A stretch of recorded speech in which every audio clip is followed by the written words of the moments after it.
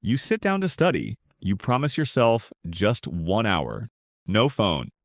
But 10 minutes in, your brain starts whispering, check your messages, you might be missing something. Suddenly you're not studying, you're scrolling. And then it hits you. You didn't choose to get distracted. Your brain did. Today, I'll show you how to take your focus back, not by forcing yourself, but by understanding the psychology and neuroscience behind distraction. Let's rewire your brain. The science of distraction. Your brain is not designed for the modern world. Thousands of years ago, it evolved to hunt, survive, and notice danger. That's why your brain loves novelty. Every notification feels like a possible threat or reward. And that's where dopamine comes in. It's not the pleasure chemical, it's the motivation chemical. It makes you want things. Every ping, every scroll, every like, gives your brain a tiny dopamine hit. Over time, you train your brain to crave constant stimulation. So when you try to study, the silence feels uncomfortable, even painful. But here's the good news.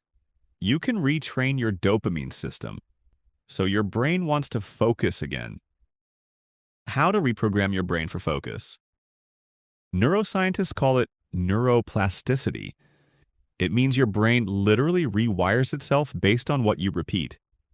Every time you stay focused for even 10 minutes, you're strengthening the neural pathways of concentration. Every time you give in to distraction, you reinforce the opposite. Focus isn't a gift, it's a skill. And like any skill, it grows with training. The 3 advanced science-backed focus systems. 1. The dopamine reset routine. Set a 60-minute block with 0 external dopamine. No phone, no notifications, no music with lyrics. At first, it's painful. Your brain craves escape. But around the 15-minute mark, something shifts. Your prefrontal cortex, the part of your brain that controls focus, wakes up. This is where real deep work begins. After that, you'll feel a strange calm, not because you forced focus, but because your brain adapted to stillness. 2. The anchor habit technique. Pick one physical trigger, like a hoodie, a scent, or a playlist, and use it only when you study. It becomes your focus anchor. Over time, your brain connects that trigger with deep concentration. This is classical conditioning. You're basically training your brain like an athlete trains muscle memory. Soon, that candle or song will instantly drop you into focus mode. 3. The 2-minute momentum rule. Tell yourself, I'll just start for 2 minutes. Your brain hates starting, not continuing. Once you start writing, reading, or solving, momentum kicks in. Psychologists call this the Zeigarnik effect. Your brain hates leaving things unfinished. Use that against it. Start small, and you'll accidentally go deep. The flow state formula. There's a mental zone called flow, where your mind and actions sync perfectly. You lose track of time.